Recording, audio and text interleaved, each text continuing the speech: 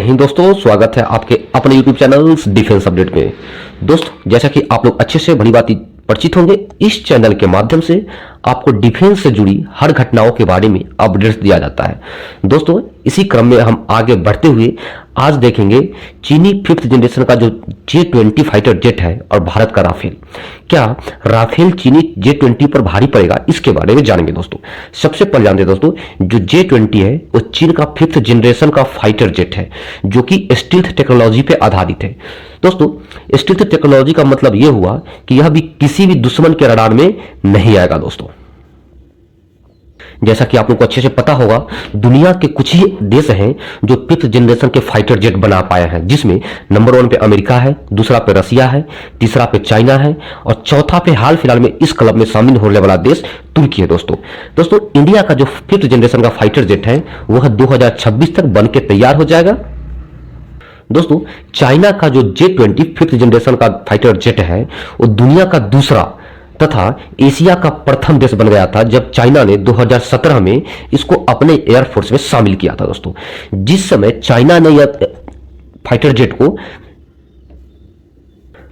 अपने यहां शामिल किया था यानी 2017 में, उस समय इसका जो इंजन था वो मेड इन रसिया था। दोस्तों, लेकिन अभी इसको अपग्रेड करके रिवर्स इंजीनियरिंग करके चाइना इसमें मेड इन चाइना इंजन लगा रहा है।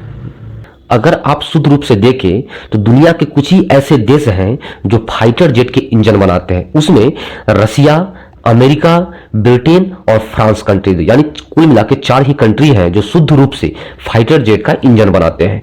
दोस्तों, अब हम ये देखते हैं कोई भी फाइटर जेट या लड़ाकू विमान सफल कब माना जाता है।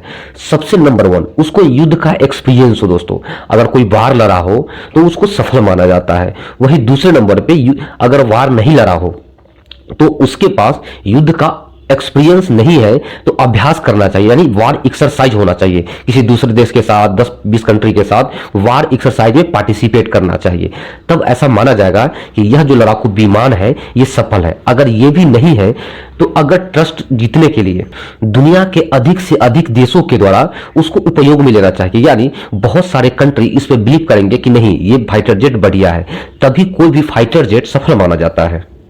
तो दोस्तों, चाइना का जो 5th जनरेशन का फाइटर जेट यानी J-20 है, उसके पास न तो युद्ध का अनुभव है, न ही किसी देश के साथ आज तक वार एक्सरसाइज किया है और न ही इसका उपयोग कोई और देश करता है, यानी इसका उपयोग केवल चाइना ही करता है। चाइना के अलावा इसको कोई आज तक नहीं खरीदा है। तो दोस्तों, ऐसा माना जा रहा है कि भारत का जो राफेल है जो कि 4.5th जनरेशन का है, इसको युद्ध के क्षेत्र में आसानी से टक्कर दे सकता है। ऐसा क्यों, सबसे पहले हम जानेंगे राफेल और J-20 के बारे में, दोनों में हम समानता जानेंगे। दोस्तों, सबसे पहले देखते हैं भारत का जो राफेल है वो 4.5th जनरेशन का यानी 4.5 जनरेशन का है।